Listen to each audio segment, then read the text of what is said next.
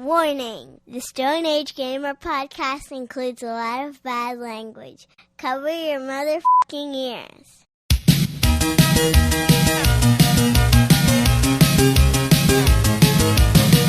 Good evening and welcome to the Stone Age Gamer podcast. I'm Kris Randazzo, and joining me tonight is, wearing a purple-clad cat thing, Dan Ryan. Make it look damn good, too. You really do. It's the horns that really just tie it all together. But they're not on my head. He's wearing a little...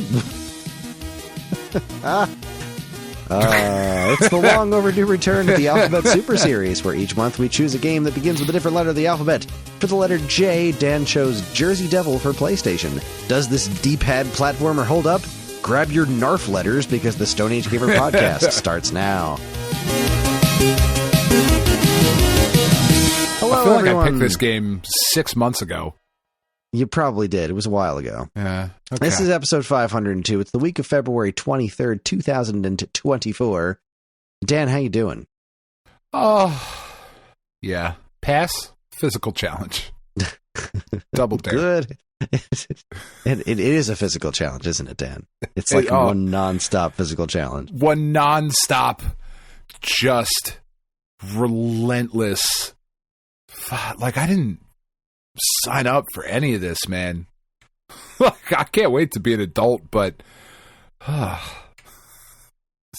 damn it. Well, I have something to talk about that I think you will find entertaining. Please do. So I was I finished RZ, and I'm working on Metal Gear, and I wanted something to play that I could just kind of... Metal Gear is what I need to be working on, but I wanted something that I could play, like, that I didn't need to pay. Like, Metal Gear requires all of your attention, because it's like, all right, I gotta listen. Like, it just it's like watching TV. It's like you just gotta pay attention to the whole damn thing. It's not something that anything else can be going on while you're playing. So I wanted something else to, something a little bit more casual to play. So I was like, well, now's the time. Let's pick up where I left off in Advance Wars. So I did. Oh. Okay. Took me a little bit to get my feet underneath me again. Right. But I went back to the mission that I was on, which turned out to be the second to last mission. I didn't realize that I was that close to the end of the game. Yeah. And I've that's why it was hard. I've learned two things. That this game is still super addictive, because I stopped playing pretty much everything except Advance Wars.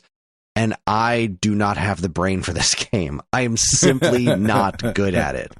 What I did was to try to get past that level that I was stuck on. I tried following a walkthrough, which I couldn't. I just couldn't do it. Like, they were saying, then you move this 1 3 and this 1 3 and that 1 3 and up and west and south, and then this. I was just like, I got like 3 steps in, and then I was able to kind of like pick it up from there, and I was able to win that battle. It didn't get a great score or anything, but I was able to win that one finally. It took me a while, but I was able to do it by just following the beginning of that thing. So that was better than nothing, right? That's a step in the right direction. For sure. So we go to this last one. There's no heroes here, Kris. Yeah, I'm not trying to aim for 10 out of 10. I'm just trying to finish it, because, like, I know my limits. This is not my kind of game. I don't have this brain. I am not a strategy game guy. So if I can just finish this game, then I'm going to feel pretty goddamn good about myself. Plus, it's really fun. So I'm on this final boss battle, and I tried it once and failed miserably, right? Because I was like, I know I'm going to fail this. I just want to see what this guy can do, right? Because Sturm doesn't have his special ability. He doesn't have his CO power on the second to last fight. He only used it in the final battle. It's like, all right, I just want to learn to lay the land. I'm going to fail, but I'm just going to test the waters. I want to see how quickly I get my ass handed to me. And it was fairly quickly. And I was like, all right, I think I have an idea of what I should do. Huh. I played that battle for 3 days. And I don't mean 3 in-game days. Like, I would play for an hour or so, then save and come back the next day, play for another couple of hours. Like, it was hours upon hours in this final battle. And I came to the conclusion last night that I had fought him to a stalemate. He couldn't beat me, but I also couldn't beat him. Unless I just completely fucked up royally There was no way he was getting past my guys, but there was also no way I was getting past his. I just couldn't figure it out. So today I watched somebody do the battle. I was like, all right, I'm going to casually watch this, right? I'm not going to be able to follow this or really memorize what he's doing, but I just want to see somebody do it. Like, are they trying to wipe out all of his forces, or are they trying to take his base? Because at a certain point, I was thinking, all right, well, there's no way I'm going to wipe out his forces. Let me see if I can clear out enough space to take his base. And I watched this guy go through it, and I felt no smarter after it was over.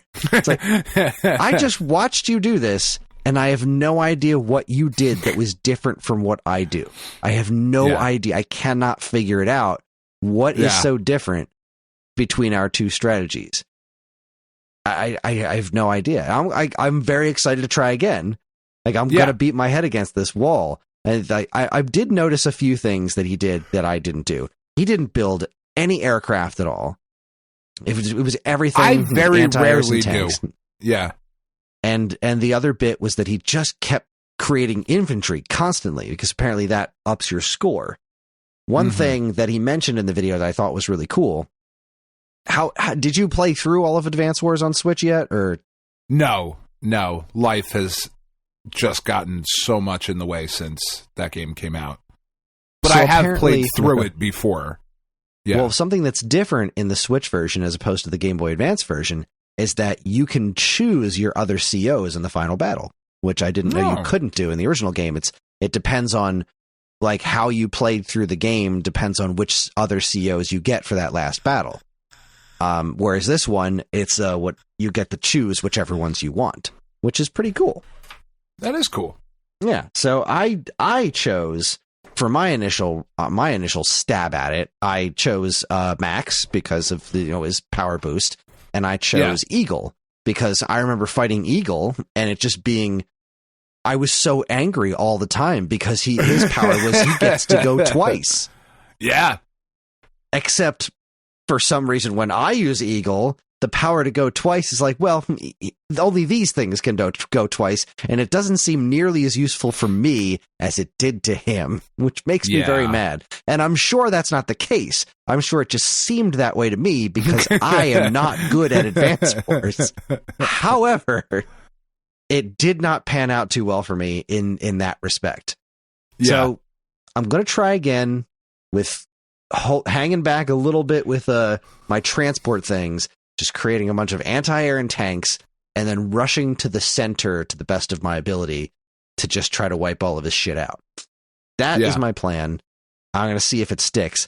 Because I really need to get back to Metal Gear Solid, because eventually I'm going to need to review that, and I need to get through all 3 Solid games. And I just got past the Revolver Ocelot fight. Oh, wow. I'm fucking nowhere. In the first Metal Gear Solid. Not 3. Because he's not. No, I still have 2 and 3 to get through. Oh, I'm not sure if I'm not sure I'm going to play through 2 again. I'm going to play it, obviously, because that's the one that has the most technical differences, like its performance-wise. I need to get a real handle on how it performs. But I don't think I'm going to play through that whole game again. I just don't know if I have the mental bandwidth to ever experience the end of that game again in my lifetime.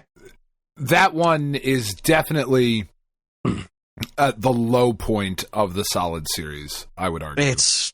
I loved it, but it was one of those things that, like, I remember going through it and thinking to myself, this just won't fucking stop, and it keeps getting stranger.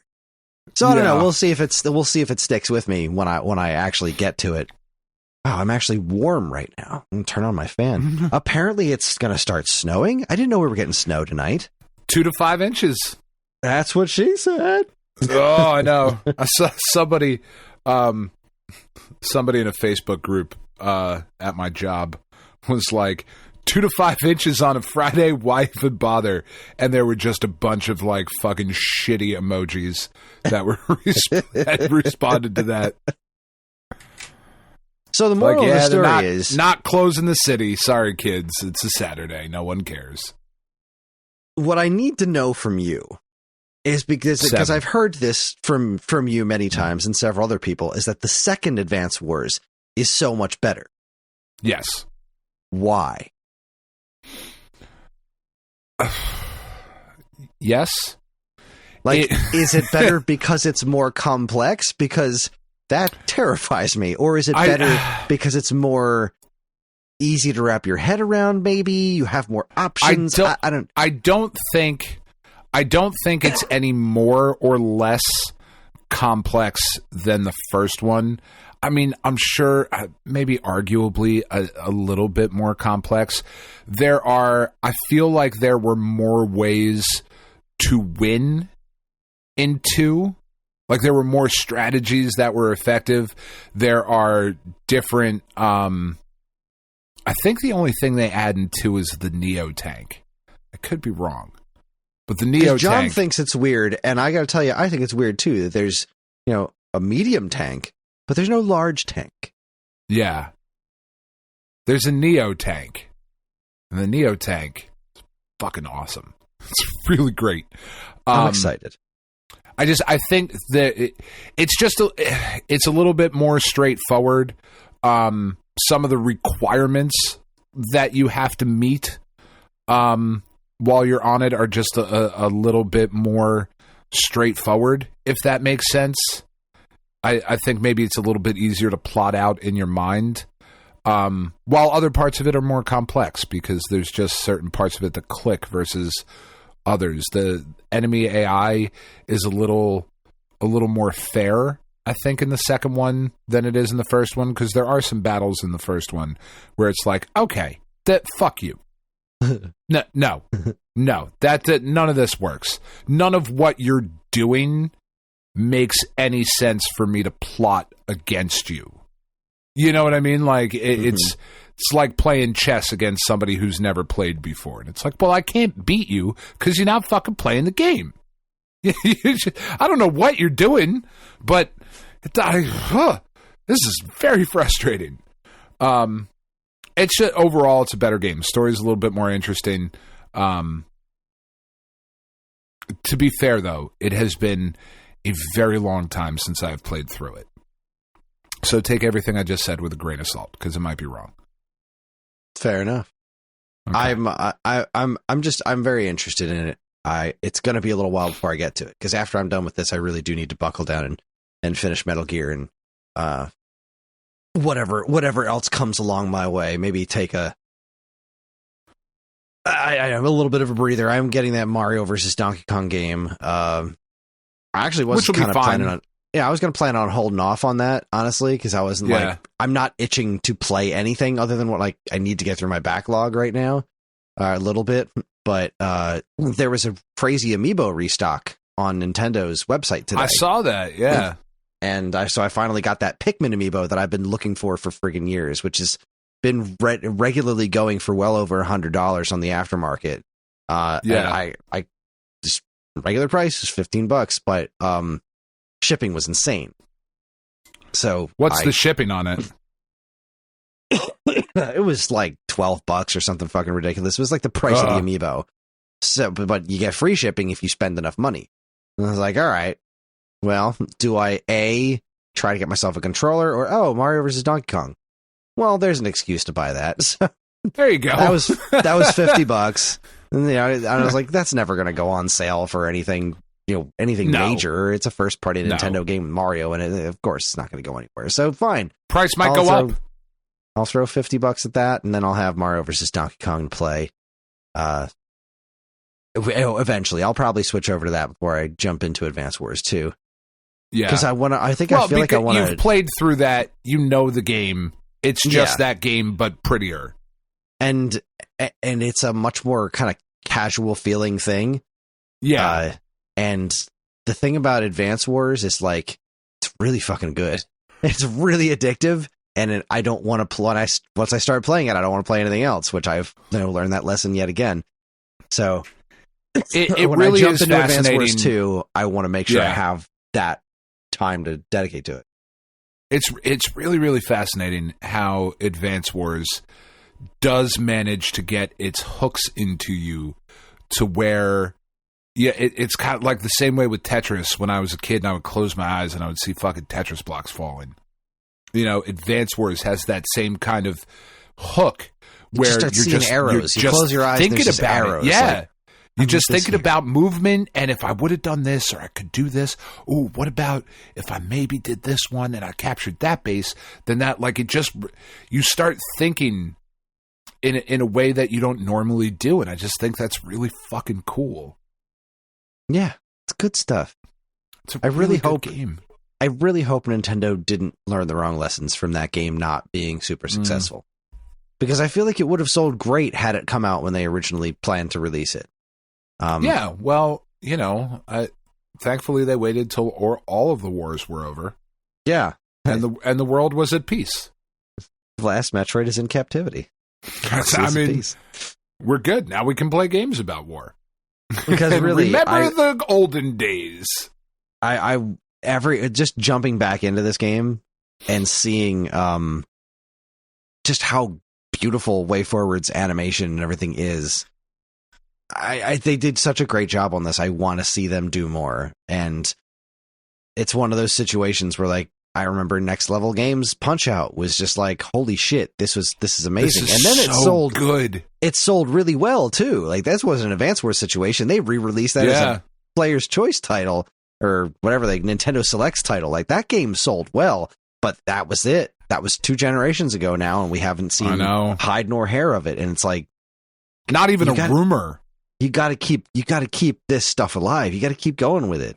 It's an issue I have with Nintendo, that there's a handful of franchises they will just keep going with, which is great, but, like, keep going with all of them. Like, I was watching some video. I mean, I don't know. I don't need a new urban champion. I'm going to be honest. No, I don't need a new urban champion. But I'm pretty full. I'm good. But you know what? If Nintendo makes me want a new urban champion, if you actually take that and make it good, Godspeed. That's fair. But that's the thing. They're sitting on this massive IP catalog. And especially now, like, their game output is so different from their competitions. It really is. They need to continue to doing what they've, dip their toes in the water with stuff like Advance Wars 1 and 2 Reboot. You're not going to make these games, but you need to find someone who will. Find somebody who is the right fit for the franchises that you have and keep them alive that way. You just outsource this shit, but make sure you put your spin on it, right? Because that's what they do. With Advance Wars, that wasn't 100% way forward. They worked with Nintendo. They did the heavy lifting, and then Nintendo made sure that it had their level of polish on it. That's what you got to do. Yeah. Do more of that, because you can fucking afford it. You've got the money. Can. And like, what? No, go ahead. No, finish your thought, because I have a derailing question that's related, but we'll take it in a different direction.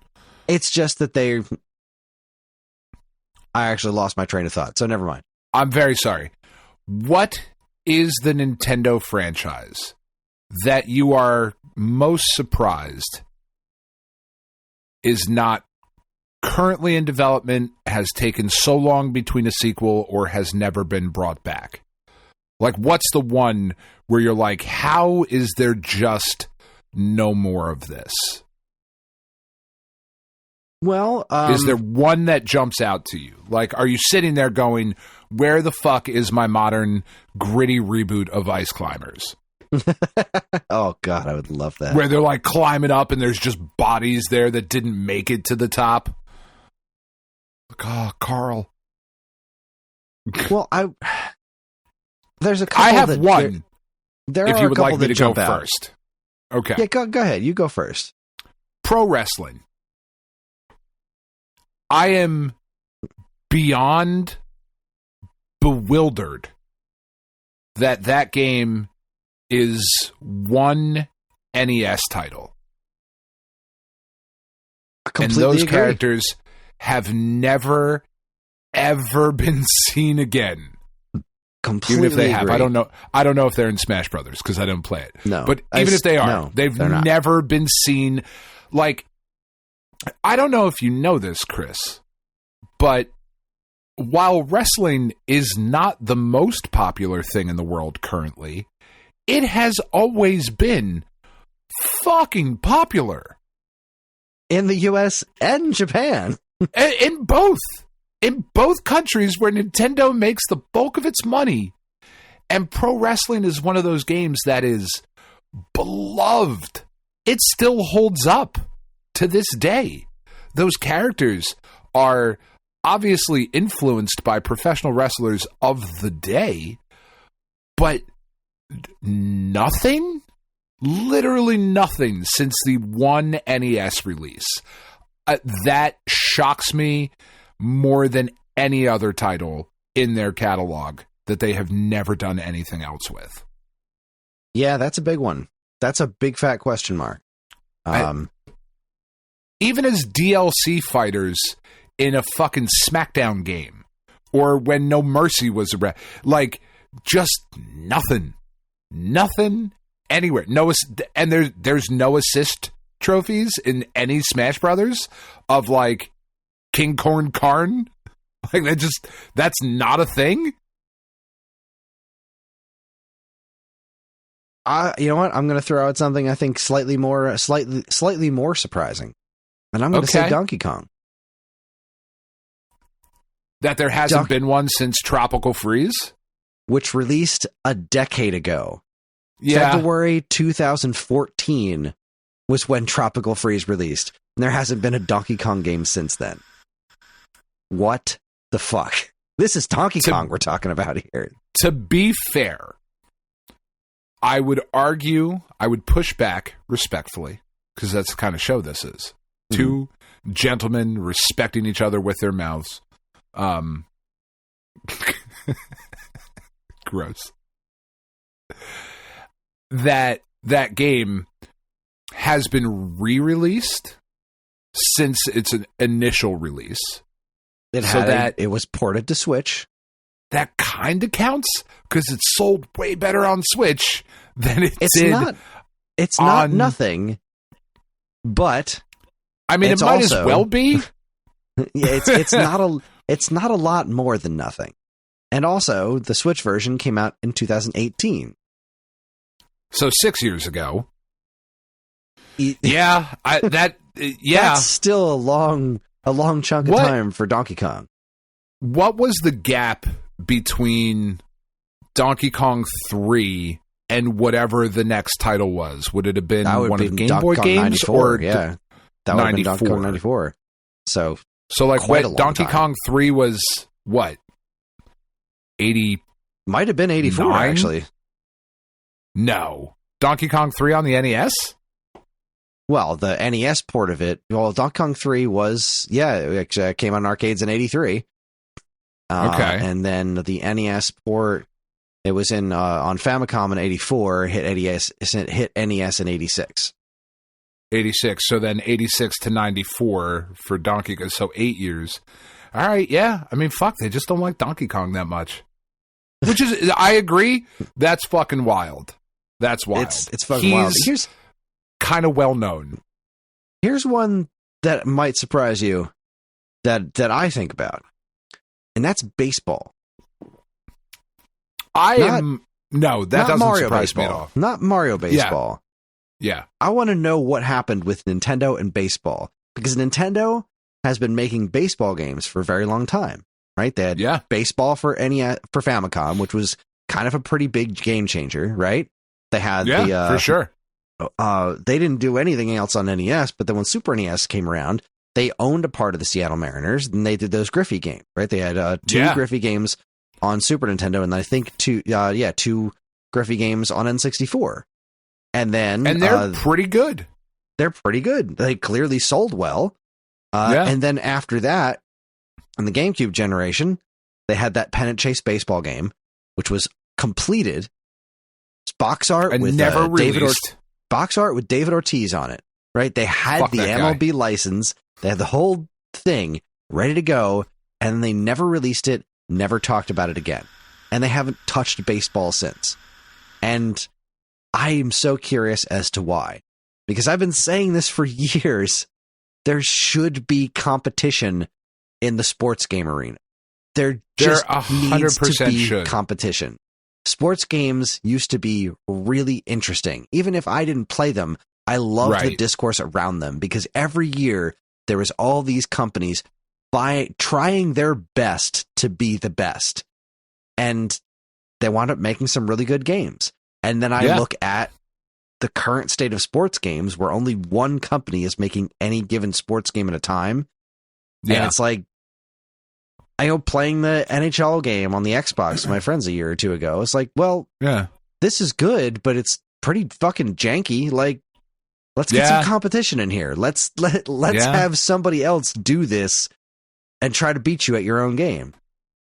Well, and what's interesting about it is that I believe this to be the case. I don't know that this is still true, but I think it is. As long as you are a first-party company making the title, the exclusivity arrangements don't matter. Mm-hmm. So, like, Sony could bring back Game Day. I believe that was their NFL game. Yes, 99 Studios. Quarterback Club was Acclaim, right? That was not Nintendo's thing. That was an Acclaim game. Nintendo never had their own first-party football. Right. Well, which is also wild. No, they did. Sorry, they did have their own first-party football. No, 10-Yard Fight was actually an IREM game. That's an arcade game That's from right. IREM, but they made NES Play Action Football and Super NES Play Action Football. Yes.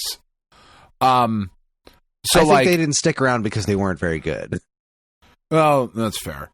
But like Nintendo could make a baseball game, they could make a hockey game, Sony could make a football game. I kind of get it with baseball, just to the point where the show is the show for what it is. And there are plenty of complaints to be levied against the show, considering that we are still dealing with like PS3 level models and animations and shit, like, because they don't have to do anything else, much to your point. But the game itself is so damn near perfect that it would be very, very difficult to offer a compelling alternative. Whereas something like Madden, people play every year, but don't love. Like Madden doesn't review very highly. It's not like, oh, fuck, finally the new Madden is here, 10 out of 10, would play again. It's always like, I mean, it's Madden. You know what you're getting. Yeah. When is somebody going to take this shit on? And I feel like a lot of the exclusivity licenses have either gone away or have changed dramatically over the years. I feel like somebody's got to take it on. And when I think back to Nintendo has made some great hockey games in the past. Obviously ice hockey for NES is fantastic. So good. Stanley Cup hockey on Super NES is very interesting. It is pretty fun to play. It was kind of a technical marvel, but also kind of a technical mess. He made a 3D hockey game on Super Nintendo. I would love to see something come of that. And baseball is what they have the biggest history with. And I'd just love to see love to see Nintendo do an NPB baseball game. I think that would be fascinating. What is that? If they Nippon Professional Baseball, the Japanese baseball league. Oh, okay. If they did that the way Sony does the show, like a super serious simulation kind of thing, I think that would be really interesting, especially to see if it would sell well over here in the States, because we are continuing to get an influx of Japanese players every year or two that are a big fucking deal. Like last year, Kodai Senga signed with the Mets and Masataka Yoshida signed with the Red Sox. Huge deals.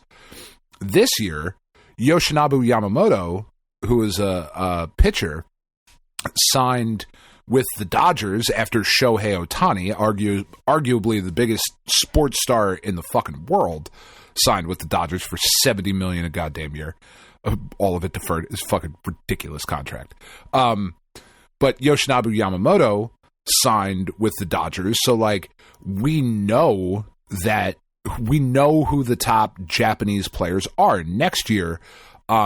Looking ahead to free agency after this upcoming baseball season, Munetaka Murakami is a third baseman. He's probably going to sign, hopefully with the Yankees, because he was a big Hideki Matsui fan, and that makes me very happy.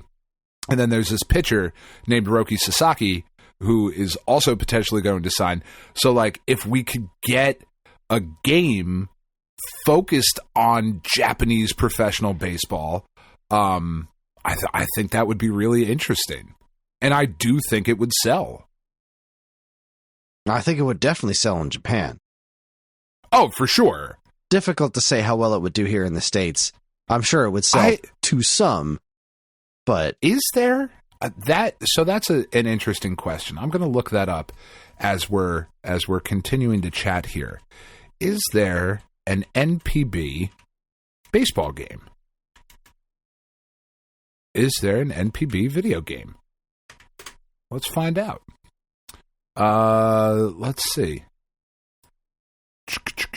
I mean, there are a few. So Power Pros, that doesn't really fucking count. That's not like... Yeah, that's not serious.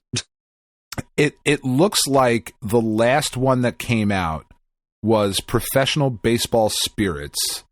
2022, it looks like one came out. That is a Japanese baseball game. This is a YouTube thing. Huh. Is the Switch region free? Could I import this? You could. Switch is indeed region free. It's not. There's nothing in English. Like, I don't know if I could. I would have to just fuck around and navigate it, but you could just access the Japanese eShop and find it that way too, instead of trying to import a physical one. Huh. I might give that a shot. I am curious. Anyway, I do think that's an interesting commentary of like sports games. The last one I will say, because I still think I agree that yours have been interesting, but there has been no pro wrestling since the NES. That's absurd. That is absurd. Damn near criminal. How they've never even just had a cameo in Smash Brothers is fucking wild. There's got to be a reason, right? Like, there's got to be some behind the scenes handshake, respect thing that somebody created them and they don't work for the company. I don't know what the fuck it is. There's got to be. Well, it was the guy who moved on to do Fire Pro. So I've always assumed that there's got to be some sort of rights or something related to that, but Fire Pro has been like at times exclusive to Nintendo. You could have put like a fucking thing in there. Anyway, the last one I will say, and then we can move on, is Excite Bike. That I am also very surprised that the last thing was not even Excite Bike. It was what? Excite Truck? Was that the last one? It feels like it's been forever. Because the last Excite Bike game was either Excite Bots or Excite Bike World Rally. Excite Bike World Rally was excellent. It was pretty simple, but it was really good. I'm trying to find a list of Excite Bike games. Here we go. World Rally was the last one. That was 2009. When was but it was a WiiWare. It was 2009. It was WiiWare, and I played the crap out of that. That was great. Sure. Because Excite Bike 64 was a modernization of Excite Bike, and that was really cool. And it, kind of shocking how much it felt like Excite Bike, even though it was more realistic. Taking turns and stuff like that. And then Excite Truck was really cool. Excite Bots was also really cool. But Excite Bike World Rally was just like, well, here's Excite Bike, but modern. And that was just really, really fun to play. But again, it was relegated to WiiWare, so probably very few people actually played it. Yeah. What I find interesting about like this conversation is that I would argue that there are very few members of our generation who are still into video games and grew up playing them the way that we did. Not necessarily people who even listen to like podcasts about video games. I'm not talking about like our audience, but people of our age who still play video games, if you asked them to hum the Excitebike theme, I bet you they could. Yeah, Excitebike was a huge deal here in something North America. something that big that has not had a new entry since 2009. It's when my kids were born. That's fucking bananas. It's still not as crazy as pro wrestling, but it's bananas. No, anyway, I'm sorry. That totally the craziest one. I think that totally derailed the conversation. The only other one I'd throw in there, and again, it's like I can at least kind of sort of understand why it's not around anymore, just because of the amount of effort it would take to make a new one. But that would be Star Tropics, because they did 2 of those. I'm like, all right, this is a series now. Enjoy.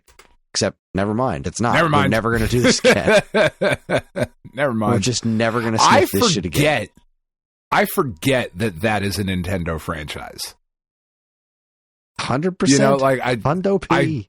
I totally forget. That feels like a third-party game, you know? Like I would have said a while ago, I would have said F-Zero, but the F-Zero 99 thing just came out. Like, that doesn't 100% count, but like it does kind of count. And F-Zero is also... F-Zero is another one of those weird ones because, like, you couldn't stop F-Zero games from coming out for a while there. Yeah. They're like, all right, here's another one on Game Boy Advance. Here's an anime series, and we're localizing it. It's a Saturday morning cartoon now, and then it just stopped. Yeah. Wait, no, don't stop. Yeah. Do very fewer, strange. but better, but, you know, what are you doing? Yeah. Very, very strange. Keep this stuff alive. Find companies that are, because there's, whoa. Sorry, as I'm talking, I was scrolling through. Matt Ramo put a big record sale from Merch Bar, and there's a record. Mickey Dolenz sings REM. All right. I don't know that I need to own that, but I would like to hear it. Yeah, I'm very curious what's even on this record. What give me the track list. There's like 4 songs I can preview. I want to know what the whole track list. I didn't know this existed. That's weird. When is it from? Like, is it like super old Mickey Dolenz? Is it from Mickey Dolenz last week, like a decade ago? Like, what are we doing here? I'm fucking fascinated right now. Please excuse me while I figure. Oh, it is just 4 songs. Okay, what? Okay, I'm not paying $20 for 4 songs. You out of your mind? I want to hear him like sing Shiny Happy People, Radio Free Europe, Man on the Moon, and Leaving New York. That's a strange quattro of songs right there. It is. I don't know that I want to hear Mickey Dolenz sing Man on the Moon. I don't know that I want to. No, I definitely want to hear it. I don't know that I'm going to enjoy it, but I'm curious enough to say, yeah, I need to hear what this sounds like. Did you listen to the new Billy Joel song? Not yet, no. Oh my God, it's fucking good. I mean, if you like Billy Joel, if you don't like Billy Joel, this isn't for you. But I don't dislike Billy Joel. It sounds like a song that could have come out 30 years ago. It's fucking wild. It's so fucking good. It's so I'm good. looking at this sale, and the first thing I saw on the first page was like In the Airplane Over the Sea by Neutral Milk Hotel. And I'm like, you know what? I've considered buying that album a handful of times, but like $25 always seemed like too much for it. Like, I love that album, but I don't listen to it start to finish all that often. But it's on sale here for $13.99. Okay, that's a pretty sweet deal. Let me find something else. And so far, the only other thing that's jumped out at me and said, absolutely, you need to have this, is Boston. But it's on sale for $18.99. And like the super cool blue version is regular priced at $19.99 on like Walmart's website and still in stock. And I haven't pulled the trigger at $20 yet. So $18.99 isn't really it's not really pushing me over the edge. I'm looking for something else that's just like, that's it.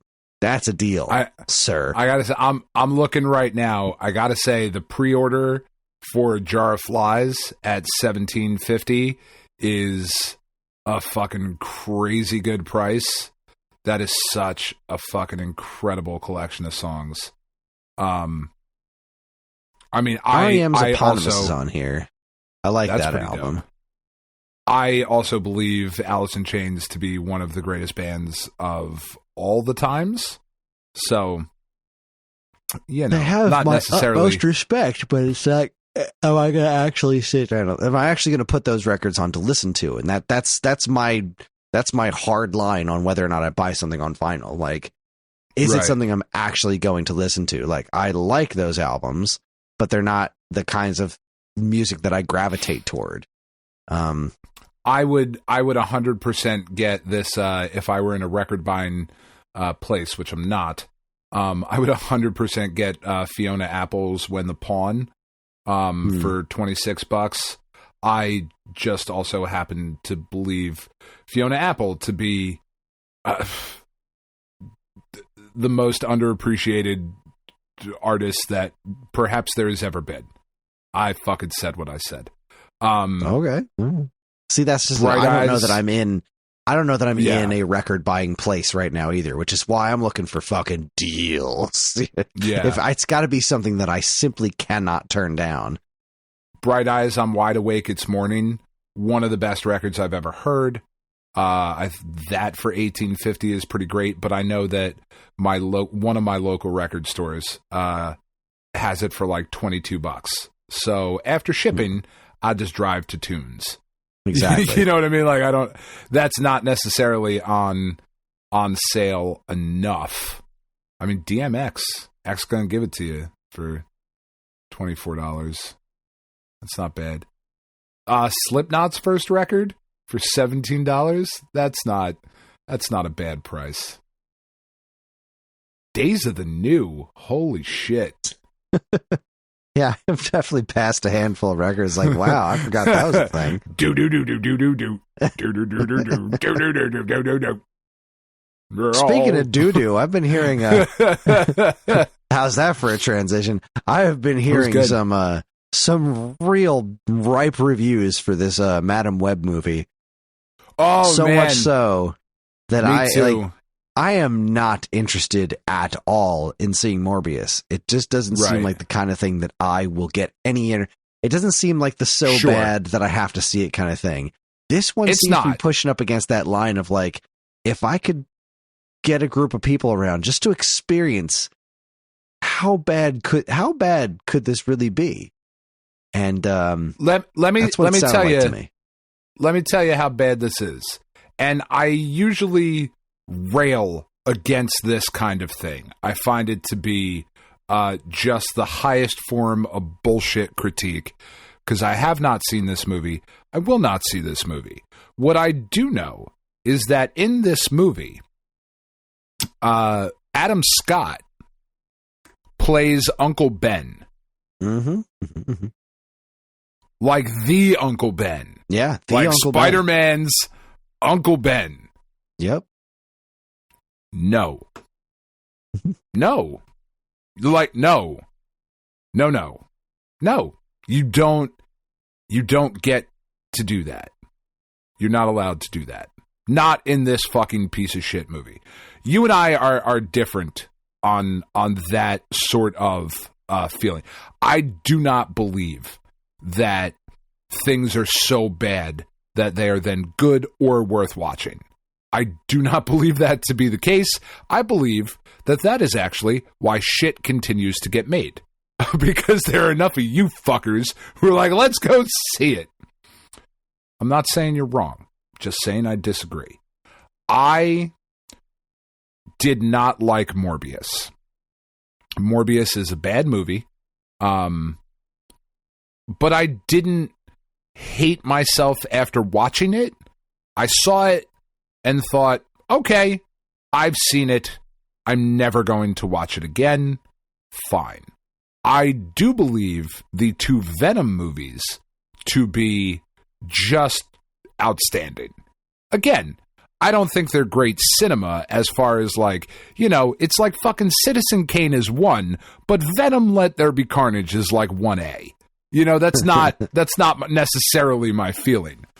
But I do really enjoy those movies. There is nothing about Madam Web that I am going to enjoy. It's just going to make me angry. That's what I've heard about this movie. A friend of mine, Alex, used to write for Geekade a while back. I tend to respect his opinions, and that's how he needed to take a day to think about writing his review of this movie. He was like, that's how angry he was when he left the theater, and he can find a good time to be had in just about anything. Sure. Morbius was Not one of the this. first ones that really like knocked him down a peg. It was like, all right, this just made me mad. This one was like, this is just an atrocity on even a basic filmmaking level. Like, not just That's the what I've story's heard. bad. Like, it is a bad movie on every level. And it's the kind of thing that I feel like I'm not going to enjoy it, and I'm certainly not going to pay to see it. But something that bad, I feel like I got to see. Maybe not even the whole thing, but I feel like I got to see. And I have to know. Strong disagree. But if you do, I would like to know your thoughts on it. Because you have finally watched at least the first Venom, correct? I did watch the first Venom. And what did you think? I was entertained by it. It wasn't good. It's it was entertaining. Yeah, and I would like to get around to watching the second one, but it's just hasn't come up. I watched that stupid fucking Matrix movie instead, which I probably shouldn't have. Such a bad movie. That movie I was sucks. so curious.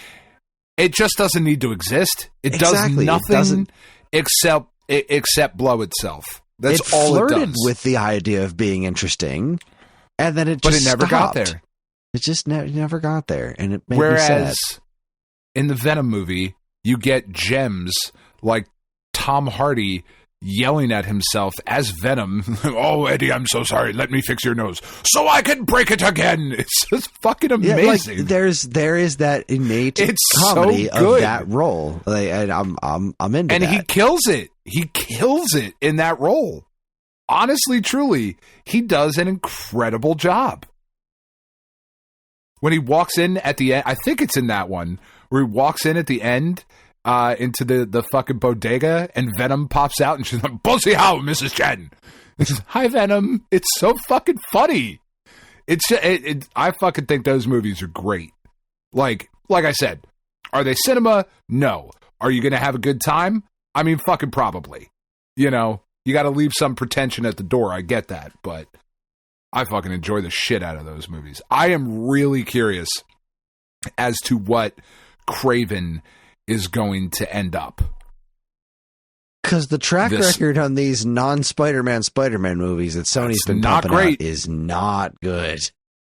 Well, that will be the second of 3 Spider-Man adjacent films that they have coming out this year. The third is El Muerte, starring Bad Bunny. I don't know any of that. Yeah, I don't know who that is. I don't know who the comic book character is, and I don't know who's playing him. I don't know any of those words you just said. I understand the words bad and bunny. Bad Bunny is a musician. I believe he's Puerto Rican. I could be wrong. I don't think I am. But he is a Hispanic musician who is just one of the most successful pop stars in the world. He is a massive, massive celebrity. He is also, well, yeah, he does not run in the circles you run in. You know what I mean? But he is. Well, then he can't be that popular, sir, because I have my fingers on the pulse. If you know anything about me, I am hip. How fucking dare you? Only Karen got my fucking Taylor Swift reference. So I disagree with all of that. Out of hand. I dismiss it out of hand. No, he is a wildly successful and popular musician who has also moonlighted as a pretty good fucking wrestler a couple times. He's been on WWE pay-per-views where he has done really, really well for someone who is not a wrestler. It looked like he was. if that makes sense. You know, like back in the day, there was a match where like they got a bunch of NFL guys and like Lawrence Taylor fucking shoulder tackled Bam Bam Bigelow. And it was like, oh, that didn't look fucking good at all. You know, Lawrence Taylor is a killer. This guy hits people all day. He's coked out of his fucking mind. He's just tearing people apart in the NFL. And then he goes in there and he like, it just looked fucking weird and awkward. And like almost any time they have a celebrity come in, it looks really, really bad. And then Bad Bunny came in, and Bad Bunny had matches. Like not just he came in and did a bump or did a spot. He had full on fucking matches, and they were okay, which is crazy. So Sony signed him to play El Muerte, which is, I believe, a relatively recent, like last 10 years, Spider-Man character, but it smells so much of like, hey, here's a popular Hispanic star. Let's put him in a Hispanic Spider-Man adjacent movie, and we'll get all the Hispanics to come see our Spider-Man film without Spider-Man. It smells really bad of like just old boardroom executives making decisions without actually thinking about what they're doing. Just, yeah, give one to the brown people is kind of what it feels like, which is fucking terrible. But that is definitely what it is going to be. I just know it with every fiber of my being. And what is shocking about it is that this is also the same company that has put out two of, if we were ranking them against the MCU, arguably top 10 Spider-Man movies ever made in Into and Enter the Spider-Verse. Those movies are fucking incredible. But they've also done Madam Web. I don't understand. I don't understand how both of those things exist at the same time. Yes, their animation department's firing on certain cylinders, and their live action department is not. It's like the animation department took the live action cylinders. They're like, no, you don't need these. We're going to fire on these as well. Fuck you guys. Except for Venom. Venom's great. Good times were had by all. All right, since we're here, Kris, and all I've done, because I can't play any video games currently because of the puppies, they are just so loud and everywhere that I'm like, I guess I could play the show because I don't really need to listen or like think. The only other thing I played this week, because I mentioned on the podcast last week about the white trash family drama. I don't know if Evan left that in, but I have now mentioned it again because I don't care. It's fine. But the white trash family drama that Tiff was experiencing, and because she was just obviously like, it's still her mom. I get it. I know my wife, and I know what she needed in that moment. So we have started playing through Uncharted 2 again. And that game remains just a fucking murder simulator. It's a wonderful game, but dear God, Nathan Drake kills a lot of people. Just an absurd body count. If you take those games and put them together, he is a disgusting garbage human being. But he's charming. So, you know. What did you think of the Fantastic Four casting news? Well, Evan and I were actually talking about this. I think Eddie Munson is great for Human Torch. I think that's good casting. I think even though he's 30? Is he 30? Yeah, he's 30. It's not odd for like a 30-year-old to play a teenager. You know, and like when Stranger Things 4 came out, he was like 25, 26 when they shot it. Because it was that long ago. But he is like 30 as they're filming the Fantastic Four. So okay, well, whatever. Yeah, okay, I don't mind. I think he's good too. I think he's a good choice too. Yeah, I think he's going to be fun. I think the Thing, that's a great choice. I'm fine with that. I haven't seen him in much, but I think he looks good for the role. go he nuts. looks gruff enough. Yeah, he's nice and gruff, Mr. Grimm. He's not Michael Chiklis, but he'll do. But who is? I mean, I fucking actually love that casting. That's the only thing the original one got right. Really, I mean, the chemistry between Chris Evans and Michael Chiklis in those Fantastic Four movies was so great. Like, those are not good movies. No, but I was able to sit through them. I was able to enjoy parts of them because of those two. They were just fun to watch. When Chris Evans is sitting in the snow after he goes off fire, shows him on the head. Now imagine that, but all over. But all over. Great.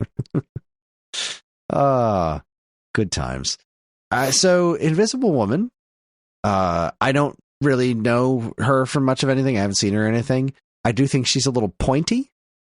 Just from a sheer physical appearance, she does seem a little bit pointy for Sue Storm, but then again, I'm sure that's fine. I don't know enough about her, but she looks the part other than being a little pointy. And then on the opposite end of the spectrum, we have Pedro Pascal, who I think isn't pointy enough. I think Mr. Fantastic, I think square jaw. And Pedro Pascal is more jowls than jaw. Not to say that he's like, chonky or anything like that. No. He's not Charlton Heston. No, but he doesn't have a very strong chin, And I always view that's why he covers it up with those pubes. I always imagine Mr. Fantastic with a real jutting chin, But then again, Pedro Pascal, the man's an actor. He can do stuff. I'm sure he's going to be great. He is notably older than Sue. I think he's about 10 years older than her, I think. She's 36. Vanessa Kirby is 36. Pedro Pascal, I think you're right. I think I'm looking it up as we're talking. I think he's about 10 years older. Pedro Pascal was born in 1975. All right, so he's 5 years older than me. So he's 48. That's worse. Yeah, but Vanessa Kirby was born in 1988. He was born in 1975. That's worse. Yeah, that's definitely worse. That's it's a Hollywood age gap if ever there was one. But yeah, that's fair. It's just one of those things. I'm not crazy about it, but okay. I mean, look, it's not bad casting. There's no casting in that I look at and say, oh, I don't know what you're thinking. I'm very curious what direction they're going to go with Doom. I don't think he's going to be in this one. The rumors are that it's going to be Javier Bardem as Galactus is the villain. Right. Yeah, I have heard that as well. I've also heard rumblings that they were going to go a different route, and it's going to be like fighting the Mole Man, like the first. I swear to God, if it is not fucking Danny DeVito as the Mole Man, that is just a missed opportunity. That would be something very special. I like Pedro Pascal quite a bit. I really feel like he's too old. That's really I really where the feel heart like of it is for me. I wanted them to pick something. I wanted them to pick young people because I want these characters to be around for a long time. Right. I almost wonder if, because this movie is very obviously going to be set in the 60s. Mm-hmm. In an alternate universe in the 60s, because in the MCU there's been no mention of like, oh, by the way, there's this fucking superhero team for a little bit. Like, I don't think they're just going to like squeeze that in there and retcon it. I would be very surprised. So this is like a multiversal kind of thing where this group is going to come from the 60s in their universe to the modern time. And it might even be that their 60s is what we imagined, like kind of that retrofuturism look of like what we imagine, like the Jetsons almost is what I'm thinking it might actually end up looking like. Because Herbie the robot is also in that promotional image, and that doesn't really square with just 1960s technology. So I'm feeling like a Jetsons-esque kind of thing. But I wonder how long they're actually going to stay around, because, like, I mean, if you just think about, they haven't even started shooting the movie yet. So when the Fantastic Four film comes out, Pedro Pascal is already 50. And Matt Smith was right there.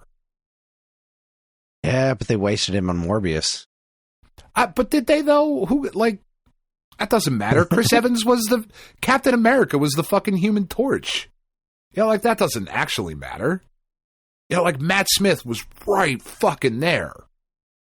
Yeah, he would have been a really interesting choice for Mr. Fantastic. That would have been awesome. Oh my, because he's so weird and he looks kind of rubbery and he's angular in the way. He's got the chin.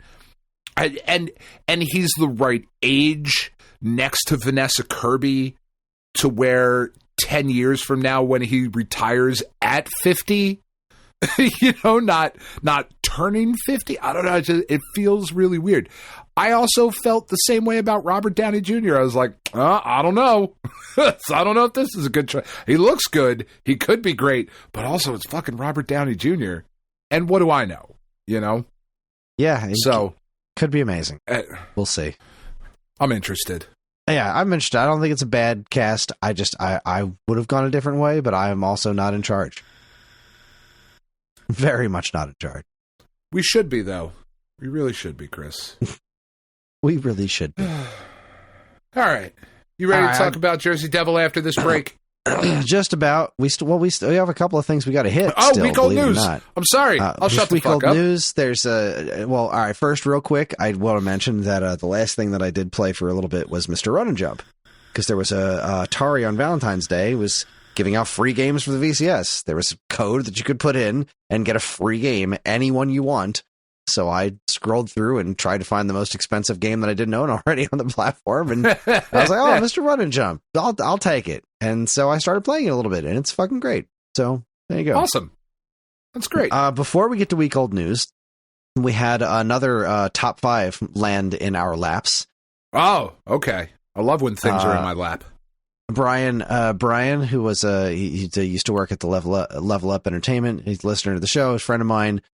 He must have missed the where the heck did he write that?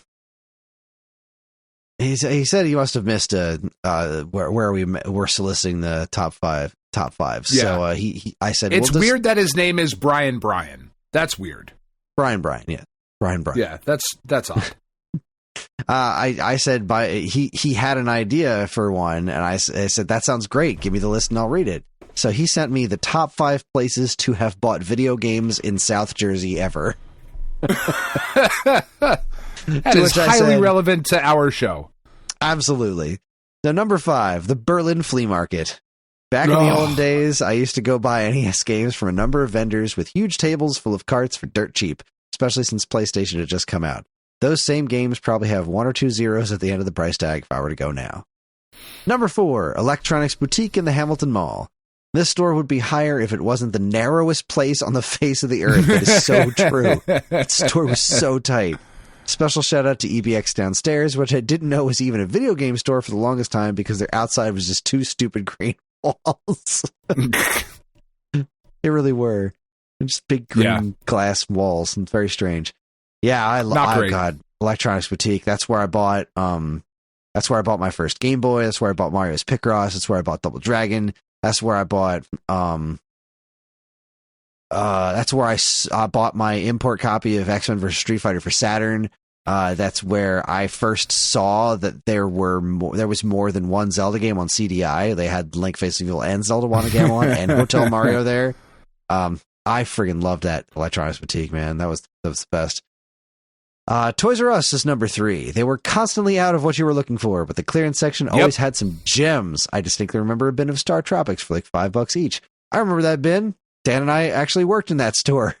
That's right. And also, that Toys R Us and is we where kept all the games to ourselves.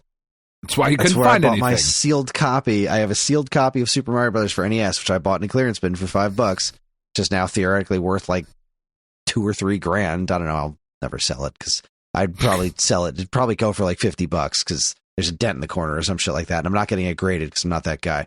But yeah, that's not that fucking guy. Love that Toys R Us.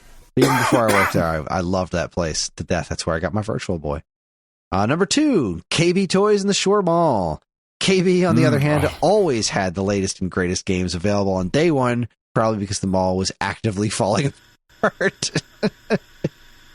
Yeah, the Shore, for anyone who doesn't live in South Jersey, the Shore Mall was the dirt mall, but it had a real nice KB Toys in there.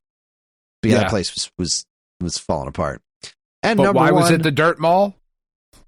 Why was it the dirt mall? Yeah.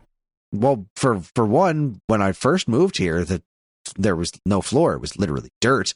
But also, exactly. Exactly. Even when they fixed it up, it was still filthy. That place was just. There's something odd about that place, and I'm so sad it's gone now. But yeah, what are you gonna do? Number 1, Level Up Entertainment. I'm not above being a shill for the store I used to work at. Go buy some games. Yes, Level Up's great. Level Up's great. And then I liked this one. Special shout out to Clover, which had a bunch of shit that was always overpriced. I will say Clover. This, though, because Clover was where I got a lot of my clearance Atari games. They had a bunch of bins of Atari games that Clover. There was like, yep, I grabbed a handful of those for a couple bucks a pop. Good list, Brian. Thank you for sending that one in. Yep. Love it. That was a hoot. Okay, now it's time for We Gold News. Boy, have we got some news to discuss today. First up, on the docket, from TimeExtension.com, which I find very amusing that this is a website that is posting this. You can own Tommy Tallarico's house if you have $3 million to spare. Yes, Thomas the Tallarico Engine is selling his atrocious mansion for $2,999,000. I do think it's kind of rich that Time Extension is posting something like this because Time Extension is owned by the same company that Nintendo Life is owned by, and Nintendo Life is one of the sites that has previously very much shielded for the Amico. Being more than happy to interview Tommy and let him speak unencumbered. And, well, it seems that they're on the other side of that now. But whatever. It's nice to feel like there has been some sort of comeuppance for his bullshit. Yes, that is obviously like, I don't wish him to be homeless or anything, but if he sells his house for even a fraction of what he's asking for, he could still live like a normal person for a very long time. Yeah. Not that I think he's capable of living like a normal person. No. But, yeah. That's not the last we'll hear of the Amico on the show today. But before we get to that... God, I wish it was. The biggest news of last week, the absolute biggest news that everyone was talking about was Xbox. Game Pass is coming to all platforms. They're going third party, except none of that actually happened. They held a podcast that could have been an email, honestly. It really could have been. It was probably... The big giveaway that it probably wasn't going to be the biggest news in the universe was that they were announcing it on a fucking podcast. Well, I mean, it's also a YouTube podcast, so like it's not unpopular. No, you know? But I feel like they would have made some sort of presentation out of it if it was going to be a big deal. But here's the deal. Well, certainly there are possible. 4X, according to PureXbox.com. Here's the breakdown. We've got 4 Xbox games have been announced for other consoles, right? That's PS5 and Switch currently. Excuse me. Starfield and Indiana Jones are not on the docket, at least for now. Those are going to remain Xbox exclusives. There are no plans to fundamentally change Xbox's exclusive strategy. Xbox team excited and wants to learn from making these titles multi-platform. Diablo 4 is coming to Xbox Game Pass from Activision Blizzard very soon. Xbox Game Pass now has 34 million subscribers. The service will continue to remain exclusive to Xbox consoles. I also saw some numbers earlier today that 34 million subscribers is fewer than Nintendo Switch Online subscribers and PlayStation Plus subscribers. PS Plus being the highest number. That is shocking to me because PS Plus objectively sucks compared to both of those services. I think it's just that there's so many PlayStations out there. And no, I mean that's fine. NSO is a fucking fraction of the price, so why not? Yeah.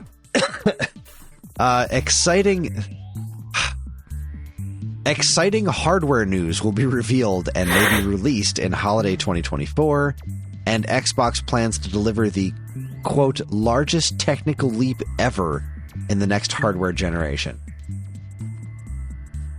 And it's... I hate being this guy. I do. You can have the biggest hardware jump ever, but nobody cares. Not nobody. Nobody is utilizing what we have now. It doesn't matter how big your hardware jump is. Yeah, like, we haven't maxed out the current systems.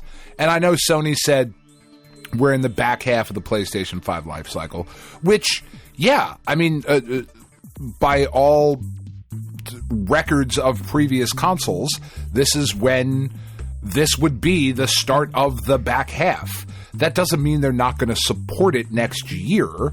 That just means that, like, we're starting to twilight here, and we're going to gear up for the next thing, you know? And you're still going to get really fucking incredible games, like, don't worry. But what irks me about that is that, and this is all tied into the same thing, PlayStation's saying that we're at the midway point here. Like, it's time to start twilighting the system for the next year or two. What bothers me about that is that I have yet to see a single game released for PlayStation 5 that couldn't have been done on PlayStation 4. Not that couldn't have been done as well, but that couldn't. Like, they haven't done anything that made me say, like, oh, well, that's why PS5 is here. This is why this technical leap happened, not just technology for technology's sake. Like, okay, it's faster, huzzah, but where's but you're still to this day releasing most of your games day and date PS4 and 5. Exactly. It's just so we're going to start thinking. We're going to start thinking about PS6 now. You haven't even gotten everything you can get. Look at what they're doing with the Switch. Look at what companies are trying to fucking squeeze out of this ancient underpowered technology. Like, can you imagine how much more you could potentially get out of the PS4 or the PS5 at this, especially the PS5 at this point? Like, we haven't even begun to scratch the surface of what these things can do. No, you're 100% right. Unfortunately, that is just not the way over the last 30, 40 years that we as consumers have been conditioned to view things. We just haven't. You know, every couple of years, there is that push in technology, you know, where you got to replace all your old shit. And that's just the life cycle of consumer / consumable electronics. Well, when you think back, even just a few generations ago, the point of getting those new systems was to be able to experience some sort of technological leap. It was be able to do things. Well, we can do things now on this system that we couldn't do before, right? Because how long did it take PlayStation 3 to get its ass off the ground? Because PlayStation 2 was still incredibly viable. Yeah. So I mean, it took you're not a while wrong for PS3 to really get any traction because PS2 was still so very viable. And now it just seems like technology for technology's sake. I mean, and you're probably right that it is, but there are things like, for example, in Spider-Man 2, you can, once you do enough missions in a particular neighborhood, right? Like, oh, I've done enough missions in Hell's Kitchen, so I've unlocked fast travel to Hell's Kitchen. No matter where I am on the map, I could be almost in the fucking Bronx, and instead of swinging across the entire city to get to, you know, Manhattan and into the Hell's Kitchen neighborhood, I can fast travel there. So I open up the map and I move my little, marker down to Hell's Kitchen and I hold X and immediately the map zooms in and you start swinging through Hell's Kitchen. Whereas in Spider-Man, on PS4, when you fast travel, he got on a subway or there was some sort of cutscene, or there was some sort of something while it was loading. That does not exist in Spider-Man 2. Now, back in the day, the leap in graphics from 8-bit to 16-bit was, oh my god, this is incredible. And then 16 to 32 and 64, oh, what the fuck is happening? This is incredible. Everything's made out of triangles. It looks amazing. And then the PS2 was such a graphical leap forward. But once we hit the PS3 generation, it was like, that looks better. That for sure looks a lot better. But it wasn't the big, impressive jump. Because I just don't think it's possible for us to perceive that level of detail, to be impressed by that aspect of it anymore. So if Microsoft is talking about processing speed and memory and all of those different, and ray tracing and all of those different fucking buzzwords and whatever, like it might just be technology for technology's sake, but we can say we put out the most powerful, most gigantic leap forward in any gaming console ever. And I don't know that it will matter, because if you don't have the games, exactly, it just doesn't matter. Games, that's it. I gotta be honest, like this leaked list of Xbox games that are going multi-platform. If what Phil Spencer said, that the reason they are doing this is to keep Microsoft gaming viable for the future, these were not the 4 games to pick. What's the leaked list of 4 games? It's Sea of Thieves, Grounded, Detriment, and Hi-Fi Rush. Yeah. Hi-Fi Rush. Hi-Fi Rush looks cool. But like, of those, I look at, like, I see Grounded, Pentiment, and Hi-Fi Rush as games that didn't perform as well as they wanted them to on Xbox, and would probably perform better elsewhere. But they're not going to move the needle all that much. They will help them get their money back. Sea of Thieves, putting Sea of Thieves on other platforms, I think is a very smart move, because that's one of those, like, massively multiplayer online things. So the bigger your pool of players is, the more engaging your game is going to be. So that makes a ton of sense to me. What? The 3 Sony subreddits that I frequent for news and opinions and views or whatever, literally thousands and thousands of comments. Now, it is a small subsection.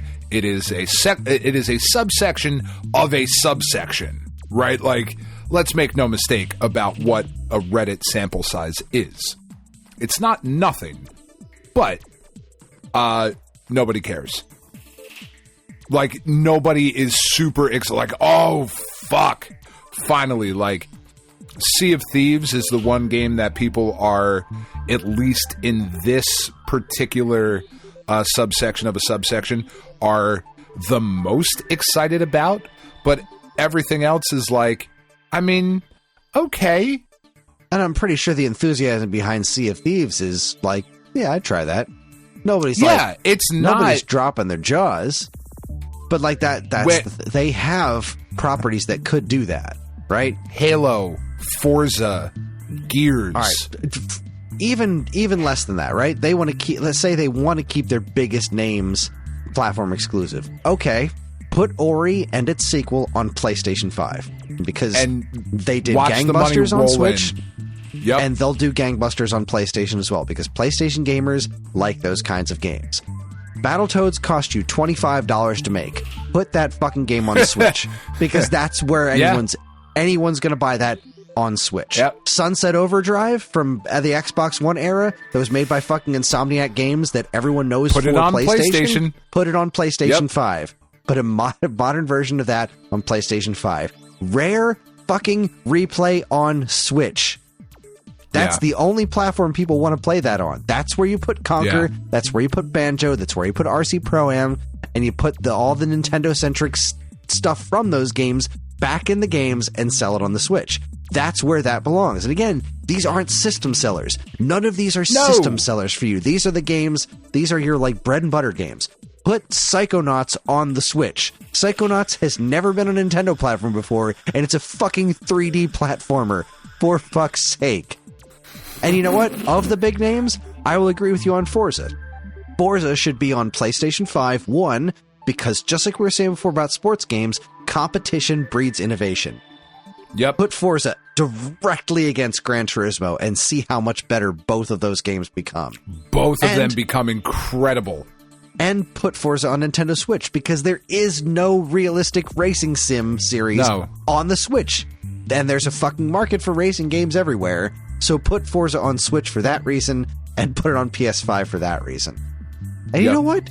Guess what you fucking own now? Guess what you fucking own now that you bought Activision Blizzard? You own Geometry Wars. Put it everywhere. Put it everywhere. Every fucking where. Put it on the VCS. Seriously, put Geometry Wars Retro Evolved on VCS. I will buy it. But seriously, come on. Put Geometry Wars on PlayStation and Switch. What are you doing? But that was his quote, you know, and it even came after talking about like layoffs and stuff. And he was like, you know, we want to make sure that we're keeping this brand and whatever viable for the future. This isn't it. Those ones aren't going to really move the needle. Maybe Hi-Fi Rush is going to do something. Maybe Sea of Thieves. But it's not. It's not, though, because you and I love Jet Set Radio. Our listeners love Jet Set Radio. It sold pretty well on Dreamcast. And is that the kind of game? I don't even know what kind of game Hi-Fi Rush is. That's what it looks like. So if I don't honestly, I don't know that that's what type of game it is. That is what type of game it looks like. So my assumption is that it's going to be a Jet Set Radio style game. And I guarantee you, I am not alone in that assumption. Might do well Grounded? on Switch. I don't know. Those other ones didn't really jump out at me, but I tell you, they've got stuff that could really move the needle on other platforms. And I would have fucking been so happy if the Ori games were coming to PlayStation. It's the next logical place. I've been so thrilled. It's the next logical place.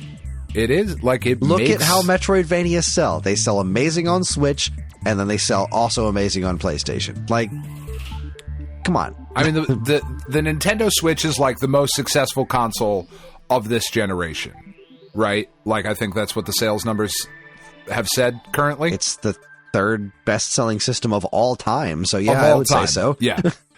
It's only behind DS and PS2. The PlayStation 5 is outselling the Xbox 2-1. That's crazy. That's a lot.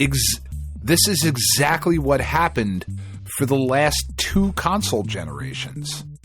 Because the PS3, like you said, took a while to get its footing. Once it did, it was a fucking juggernaut. PS4, same fucking thing. Like, I'm sorry, and like I said, PS4 was actually a little bit different, because PS4 was like, Xbox One didn't stand a chance. Like, Xbox 360 had a big lead, and then PlayStation 3 and caught up and surpassed. And then PS4 continued that trend out of the gate, and then PS5 was just like, Xbox wasn't even a second thought. And with that in mind, then I would actually kind of back up and say, I do understand that they don't want to put their latest and greatest from their biggest core franchises on other platforms. I get that, if they want to stay in the hardware game. But Master Chief Collection's a different animal. Because Master Chief Collection is the first 3 Halo games. You put those on the other platforms, give them a taste and say, well, you want more? Then you have to you want the latest and greatest, you got to get them on Xbox. And that's a winning strategy all around. Except, after the first 3 Halo games, they're not quite as good. From what I understand. But you won't know that until you buy an Xbox. Not the biggest shocker is the wrong word, but the biggest shocker to me is that Indiana Jones game being exclusive to Xbox. That's fucking dumb. Well, I mean, that real one, dumb. That I look at like that's probably going to be. We're looking at timed exclusive. If I were a betting man, I'd say that's going to stay Xbox exclusive for like 6 months, and that's fine. But the rumors are that one of Sony's announcements this year is going to be, since The Last of Us remasters and remakes and whatever the fucking current buzzword around The Last of Us is for the PS5 version of it, that the next thing they're going to do is the first Uncharted. I had heard that too. That needs it. That sign me the fuck up. It very much does. That game is clunky as fuck, which we'll mention later when we talk about Jersey Devils. Spoilers. Uncharted is clunky as fuck. It's a great game. It is a great game. Come so far, and Naughty Dog in particular has come so far that if you own a PlayStation 5 and your choice is Uncharted remake or whatever they call it versus Indiana Jones, Uncharted wins that in a fucking landslide. That game needs to come out now.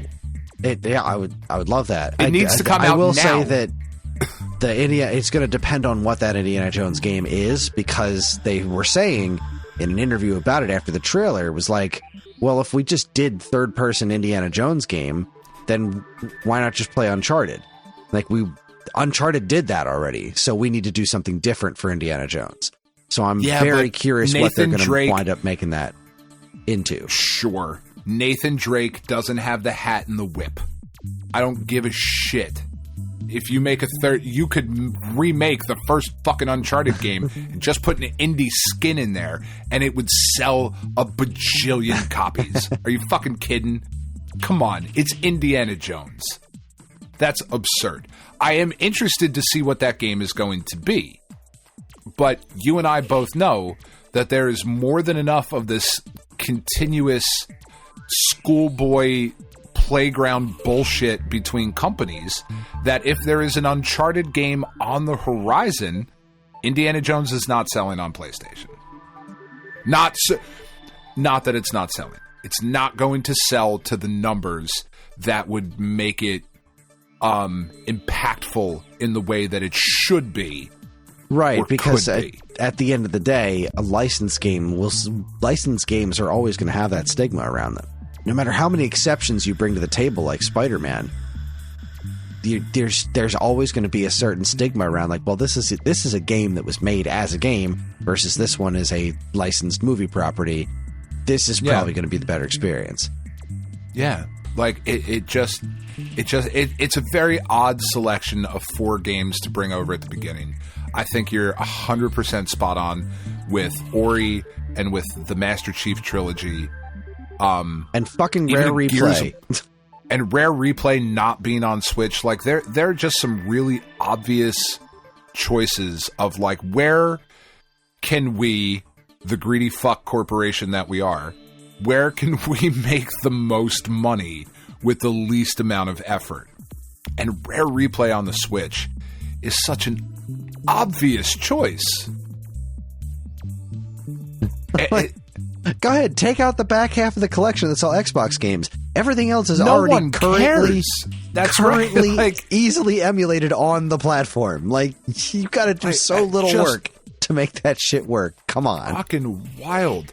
If giving Nintendo players, Nintendo owners, an inexpensive way to re-experience both Banjo games, but more importantly, Conquer, would sell a fucking stupid amount. Conquer itself would sell that game on PlayStation. It would. The Banjo games alone will sell it on the Nintendo 60 the Nintendo Switch. Look at the fucking reaction when they announced. No, it didn't. Because it wasn't a first-person shooter. That's not what Xbox is. Where the audience is. It's okay. All right, let's move on. We got to keep this. Jesus. We got to keep this train moving. It's starting to get late. Okay. We got a couple more things. I don't even know. Yeah, we got a couple more things to get to here. A time extension. In television names, Amico mascot, still no sign of the console. There was a Valentine's Day update for us Amico fans, because that's what we are, Dan. We're fans of the Amico. They are working on getting the Amico controller compatible with Amico Home and Android devices available by Christmas this year.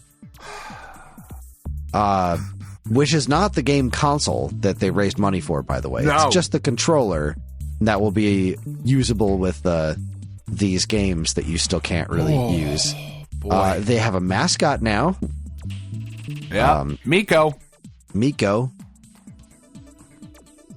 So, and you can buy T-shirts and coffee mugs with Miko on them if you wanted to.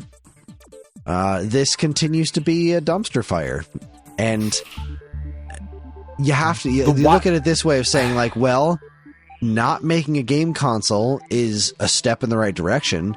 Stopping entirely is what you should do, because this entire brand is toxic, and nothing you have is going to move the needle in any way, shape, or form. We've seen this by the early numbers of Amico Home, which are, I believe, the numbers of games are in the hundreds, which is abysmal. Yeah.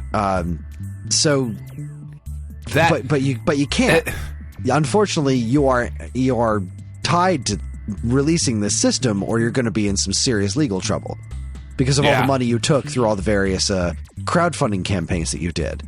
So I don't know where it's going to go from here. But the amazing thing to me, I read through that email that was sent out, and if you look at everything that has been done with Amico post Tommy Tallarico, it is everything that it should have been from the beginning.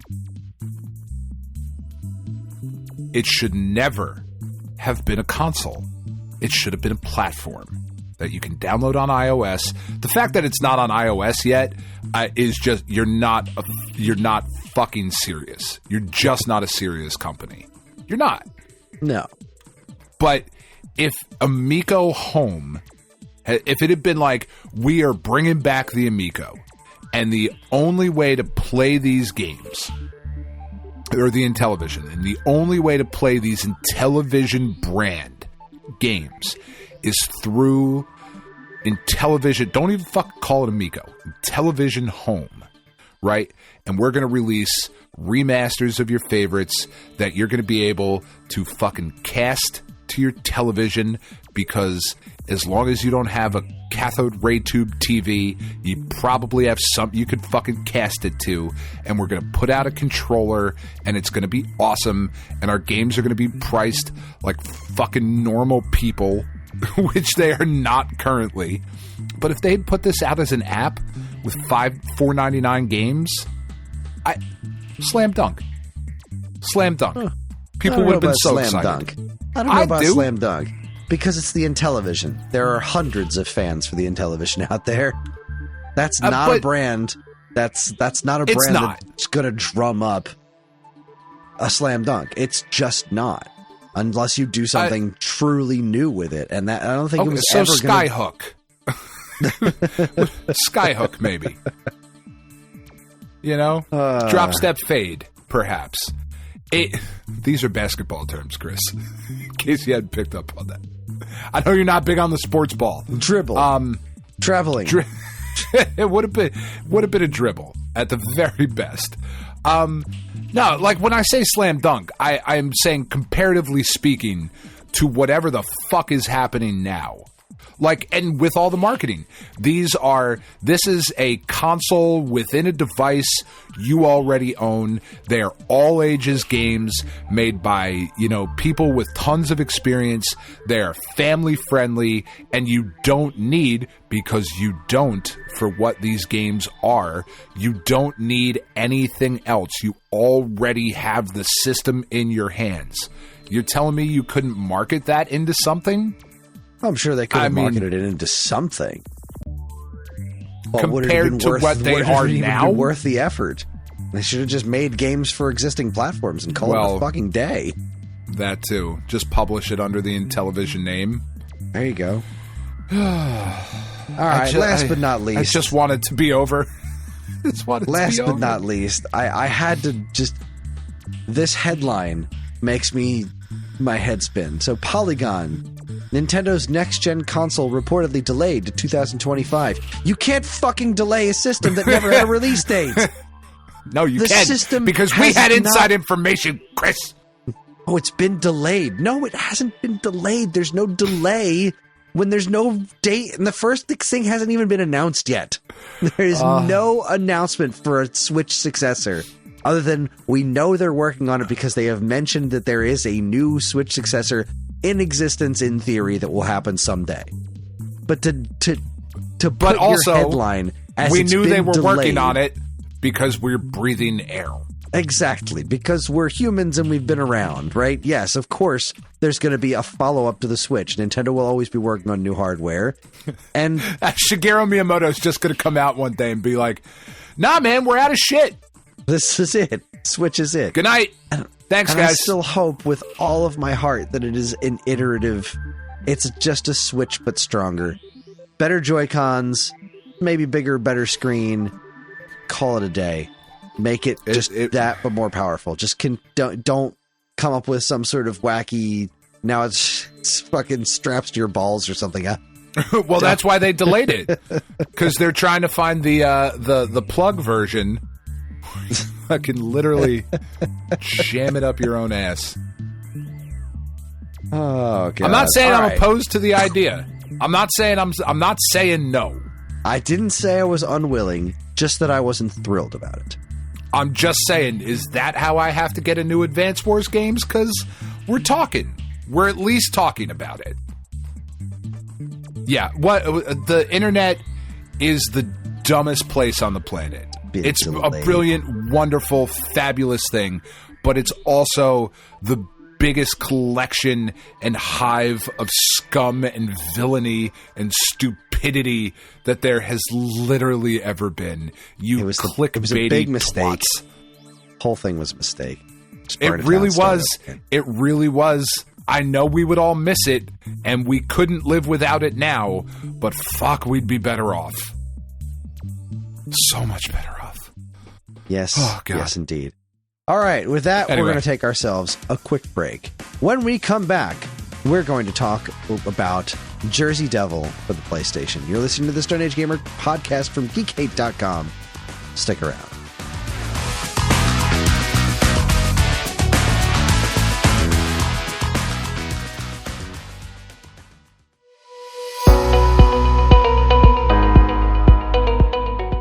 Hi, everyone. Kris here.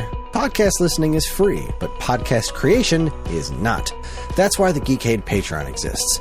In an effort to help us pay the bills, we've got a Patreon page set up where you can gain access to our monthly podcast topic schedule, get early access to many of our shows, and more. If you'd like to help support Geekade and keep these shows running week after week, head over to the Geekade Patreon page, linked in the show notes of this very podcast.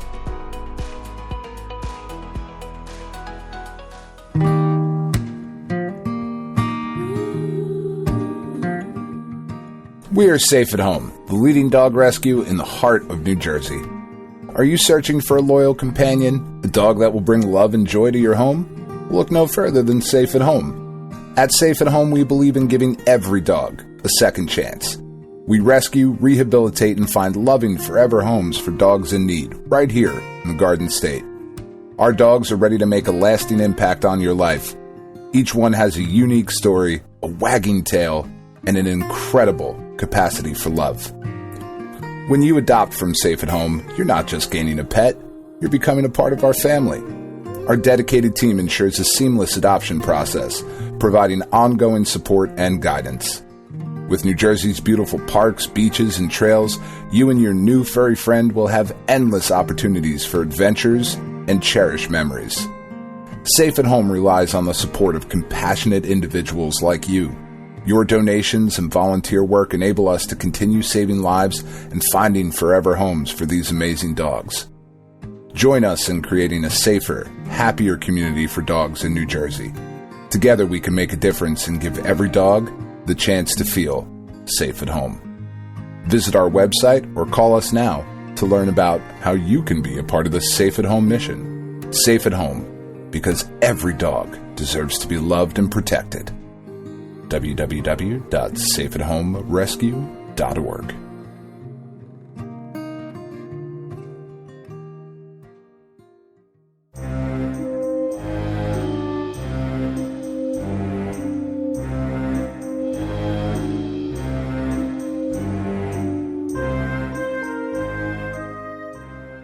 Okay, everybody, we are back, and it is time for the Alphabet Super Series. This is a series where every month, theoretically, every month, Jace.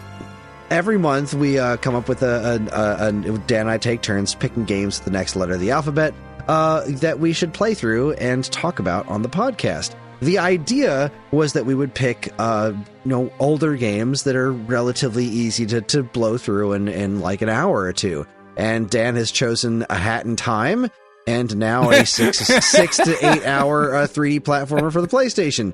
So it's going great. But yes, Dan's pick for the letter J was Jersey Devil for PlayStation, which is a video game that happened. And Dan, I want you to tell me why you chose this game.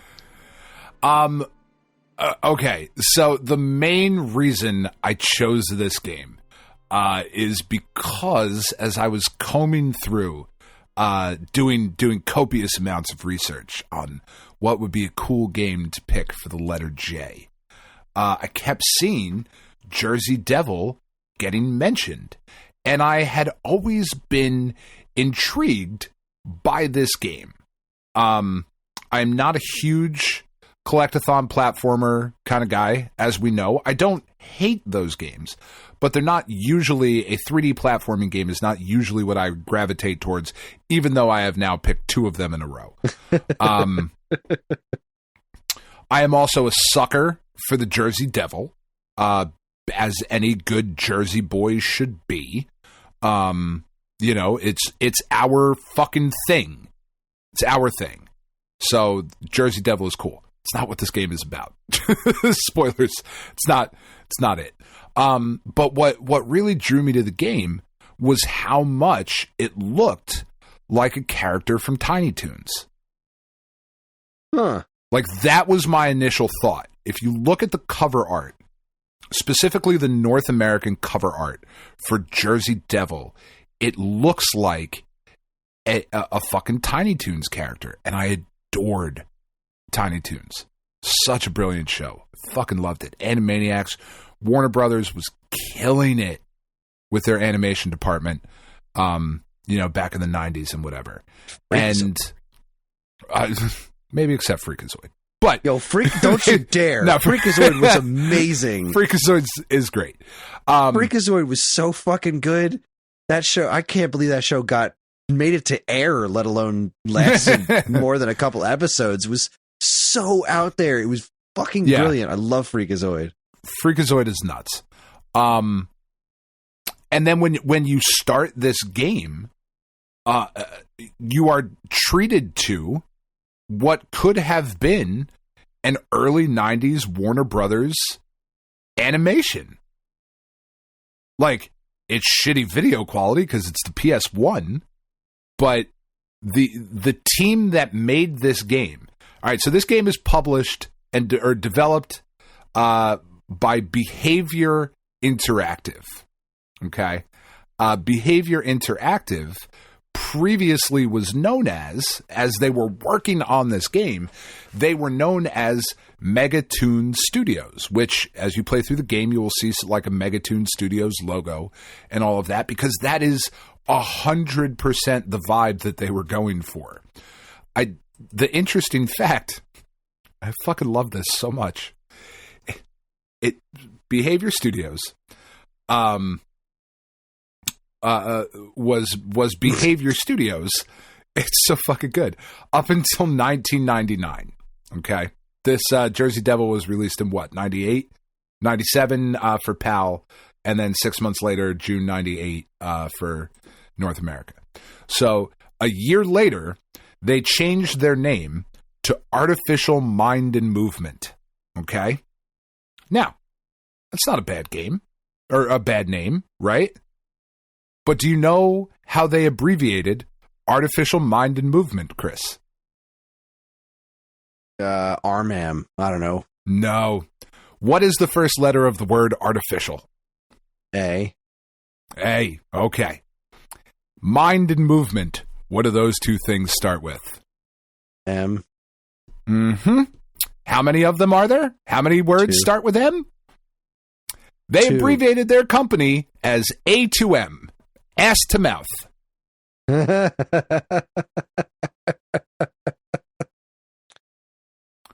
That is fucking amazing. That is just out fucking standing. Ass to Mouth Studios. You can't fucking make that shit up. They had that name for 10 years. In 2010, they changed it back to Behavior Interactive. Ass to Mouth. That's fucking incredible. I love everything about it. But like as I was saying, I kept seeing all this stuff for Jersey Devil. Like, this is a hidden gem. This is a really underappreciated game. Didn't sell very well. But it's got some great music and a great character design and blah, blah, blah, and all of this shit. So I was like, all right, fuck it. Let's give it a shot. And, man, I will say, Kris, I do not like this game. I do not think this is a good game. It is clunky at best to control. Playing it without the use of a free roaming camera on the right analog stick and having to rotate the camera with the shoulder buttons has never worked well. Shockingly, when you slow it down, it works even less well in this game. There's weird timing in the button presses of certain actions. There's a lot to dislike about this game. However, I will say that I don't know that there is a game that we have talked about for one of these kind of series things that we do that would benefit more from a remake than this one. Hard agree. There is a lot of really good stuff in It's here. a clever game. It is a clever game. I will also say that I derived little to no joy out of the actual act of playing this game. I will say that the way I wound up playing it was through a website called I was just looking for a ROM, all right, because I was going to try and butts with my PlayStation Classic to get it running on that. Yeah. And so I went to this website Vim. The Vim's Lair, and I went to go find the Jersey Devil ROM and or ISO, and it gave me the option and said just play online. Like, okay, so it runs it in my browser. Like, it just ran the game perfectly in my browser. Like, oh, okay, well, let's grab a controller and see what I can do. Well, what are the odds that this will actually work, right? The PlayStation Classic, the controllers were USB. So I plugged the PlayStation Classic controller right in, and it worked. I had to remap the buttons, which you can do right there in the browser to be whatever you want them to be. And I was playing Jersey Devil with a PS1 controller on my computer with no effort at all. That's amazing. What a fucking like I said, the internet is the most amazing thing that's ever happened to us. Right? What a fucking world we live in. That was kind of awesome. Because this is an expensive ass game to acquire. It is, because at first I was like, yeah, I should probably get this, because it was on my list of things to get eventually anyway, just from when I used to work at Funcoland. We used to sell this game a bunch at Funcoland, and I get it. When you're comparing this to a fucking Crash Bandicoot, I'll pick this. I'll pick this over Crash Bandicoot. I enjoy this more than I enjoyed Crash Bandicoot. This looks way cooler. It's a bit more ambitious. See, I don't agree with the music department thing. Everything sound wise just felt super generic to me. Like those cartoon sound effects were just like, it just seemed like. Notice though, I do want it on record. I did not say that the music was incredible. I said that that's what people said. Exactly. The music was incredible. Okay. I just want to make sure that I would.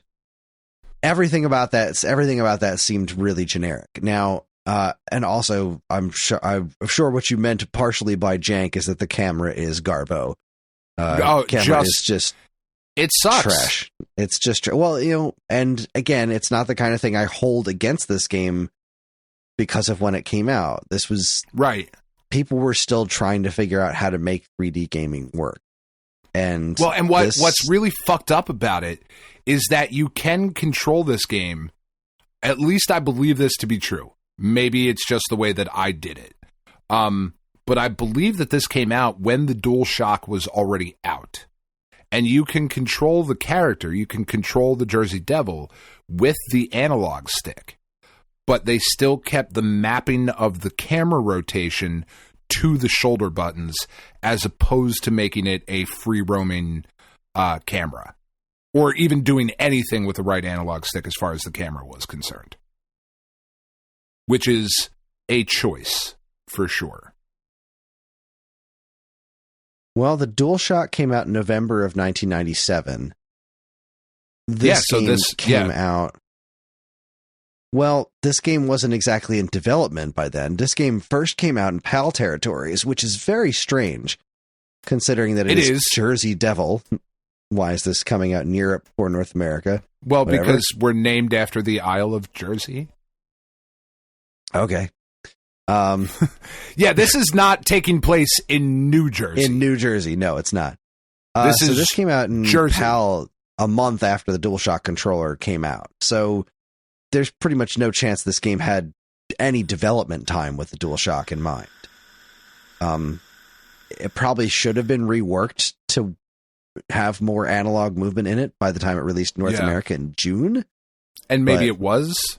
Like I said, I was able to map movement on my emulator to the analog stick, but I could not do the same for the camera. Like, it just would not work.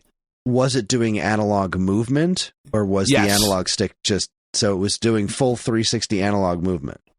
Well, no, it was doing 8-way analog movement. Analog adjacent. But there was a difference between like a walk and run speed for the character. Interesting. Yeah. Well,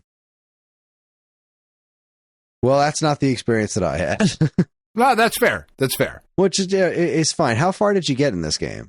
Because I tell you, I didn't get very far. Yeah. Not very. And I really, that upsets me because I like to finish these games, especially when we have so much extra time to fucking finish them like we did with this one. I just couldn't get through it.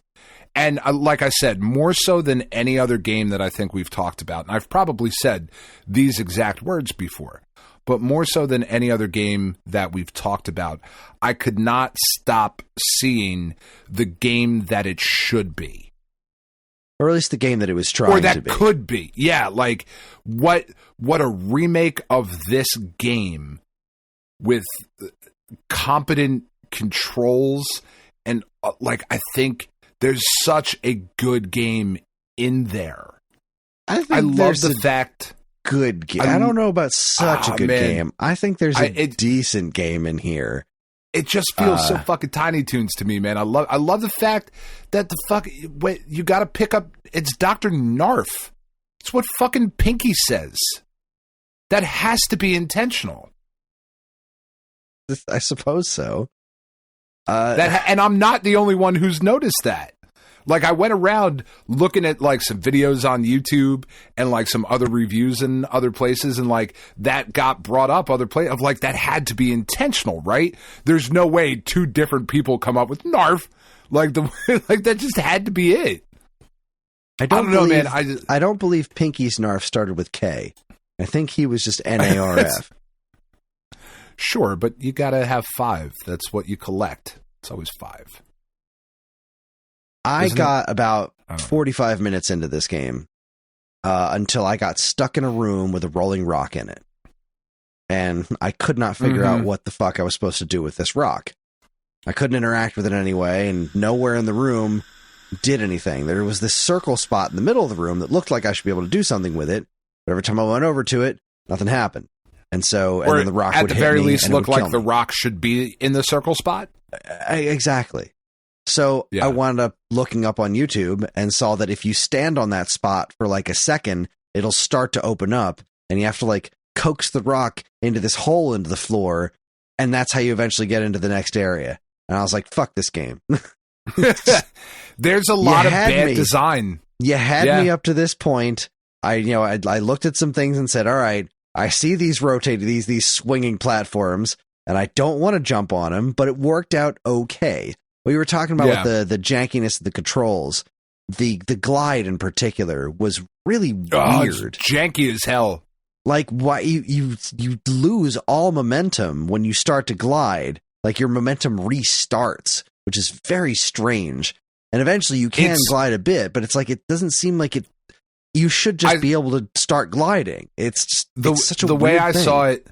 I saw a video talking about that the glide in particular today, actually. And the way this guy phrased, I don't remember what the fucking video was. But the way this guy phrased it was that the gliding doesn't start until the animation of Jersey unfolding his wings stops. So that half a second or whatever it takes for that animation to happen, you're just kind of in the air, and then once the animation happens, now you're gliding. As opposed to like, I hit the button, the wings are open, and I'm going. There's a timing issue there. I don't know that. Yeah. I don't know that that's exactly it, but that's the way that it was described in this video. And that kind of feels right. It feels like there's a weird janky timing thing. One of the things I didn't like about this, and I don't remember if it's like the first or second level where it makes it very obvious that this is a thing you have to do. In order to get to the next level, you got to collect the letters to spell Narf, Knarf. And in most games, you find those letters in treasure boxes or hidden up on a thing, or you got to do some tricky platforming and, oh, look, I found it. In this game, some of those letters are dropped by enemies. And it's like, well, fuck. I now have to fight literally every single thing that comes on screen. Because if I don't, that'll be the one that had the fucking letter, and I can't move on. And that sucks. I think the only time I encountered that was with the room with the flamethrowers in it, and then you had to fight the zombies that came out of the coffins. That might be the second level, maybe. That sucks. It was still in the first. Yeah, it was still in the first area, right? Because I didn't get to the first quote unquote boss. Right, I beat that. Right. Chubby dude on top of the pyramid thing, but like I didn't fight the scientist or whatever the first boss was. So I wound up looking through more of the game on YouTube afterwards just to kind of get more of a feel for it, and it didn't look like it went any places that were very exciting to me. Like I didn't see anything that was really all that, any areas that looked all that creative and interesting beyond that. It just kind of seemed like, well, this is the game that we made, and there's something here, but it wasn't enough to get me excited enough to say like, all right, well then let me jump back in and do this stupid fucking boulder thing and keep playing. I was just like, I don't want to do this anymore. I just don't. Like, it's just not fun to play. Yeah, it's a fucking chore, and I've always felt that way about 3D platformers from this era. Even Mario 64 past a certain point just stops being fun for me. It's just a chore. Yeah, Crash Bandicoot, same kind of thing. Like, if you love Crash Bandicoot, you're like, fuck, Crash Bandicoot, just absolutely incredible, 10 out of 10. I think you would really like this game. I would say more if you like Croc. Because the thing about Crash Bandicoot, it's not really a 3D platformer like this. Crash Bandicoot's all on rails. It's got the spin attack. That was my... right, the spin attack. That's fair. But like Croc Crash. Legend of Gobos, if you were a big Croc fan, give this one a try. I am not either. Shockingly enough, knowing the everything about me, that I'm not super big into Croc. Yeah, man, I really disappointed. Not sad that I picked it, just disappointed in what could be there with a proper remake.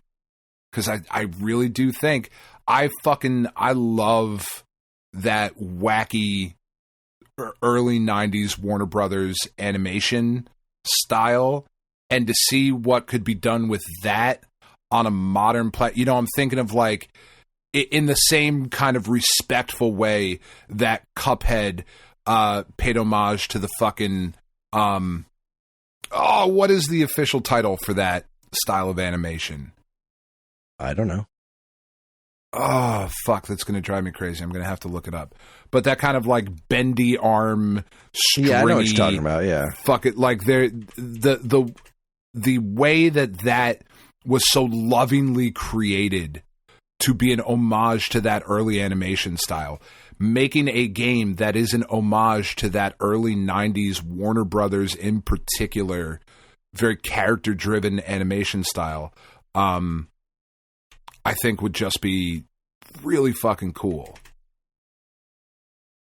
I agree.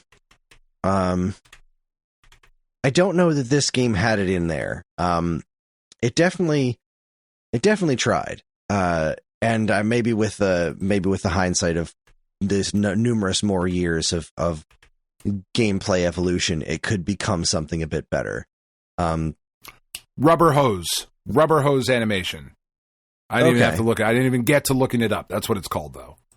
Fair enough. Sorry. I don't know if again, not having gotten that far into it, because I just could not validate spending any more time with it. It's difficult to say for sure whether or not this game would ultimately be worth it if it's just like repetitive. It's repeating the same basic principle over and over again. But there were it would need creative to be a bits, remake. you know. I beat that guy on top of the pyramid, and then I get to that other room, and I'm like, all right, where do I go? How do I get up here? I can't jump that high. Oh, I push the guy's corpse and bounce off his fat stomach to get through here. Like, there are these little twinges of really interesting stuff in there. And the Jersey Devil character, like, I did like the general aesthetic of the game. I wish that it didn't use such generic cartoon sound effects, but at the time when this was what are your options on PlayStation for 3D platformers? Like, this really wasn't a bad thing to recommend. We used to sell it pretty regularly at my Funko Land. And now, having actually played it, I'm glad that this is a game that we did recommend, because at the time, people were a lot more forgiving of this stuff because nobody had quite mastered it yet outside of Super Mario 64. Right. So, and you just simply weren't getting that experience on anything other than a Nintendo platform. Right. You were getting Mario 64 and the two Banjo games, and that's kind of what you were doing if you were doing 3D platformers. Yeah, until you got stuff like Rocket, Robot on Wheels, and Tonic Trouble, et cetera, et cetera. But yeah, this is definitely a product of its time. There were things that were interesting, but all in all, it didn't really grab me. And there was no way I was going to be able to put the time into it, because I looked at 100% run or whatever, like not a speed run or anything, but just like, here's the full game, and the video is like 6.5 hours long. Like, well, I'm not dumping that much time into this. That's no, absolutely not. Absolutely not. Yeah. I will pick a shorter game. Damn it. I will pick a shorter game next month. Next month. My pick for K is Kingdom Hearts. No. Fuck, all right, I'm writing it down. Which one? Or just all of them? All of them. We're playing through the saga. series. Should be able to get through that in about an hour. Yeah, I mean, I am glad you picked this. It's one of those things that I had always been at least vaguely curious to try, but I kind of had an expectation of what this game was, and it was exactly what I expected it to be as far as gameplay is concerned. It's the reason there's so many PlayStation games games from this era in particular that I don't enjoy because it's my least favorite era in gaming. They're this. Not devoid of creativity, just not for me. Yep. All right. Well, with that, I think that's about all the conversation I can muster out of Jersey Devil. I don't have much else to say. That was a decent amount, though. Yeah, it was a decent amount. It was a decent amount of game to talk about. So I went through my K options, and no matter how far I looked down the list of K games, I couldn't shake this one that I haven't beaten in at least a decade. It's an incredibly short game, and it's one that has a bad reputation, but I think the reputation is worse than it deserves. So I think we are going to play and discuss The Karate Kid for NES. Oh my god. Fuck. I have nightmares about this game. It's the first game I ever beat. I know. I beat this before Super Mario Brothers. I don't remember it being that hard. It's been a long time since I've played it. I am excited. It's not hard. It is not a hard game. It is an unfair, broken game. It is those things, yes. But it's got a good soundtrack. It does. You can catch flies with chopsticks. I think that is an excellent pick. Yeah, I'm stoked. It's going to be a good time. Yeah. Have some fun conversations about that.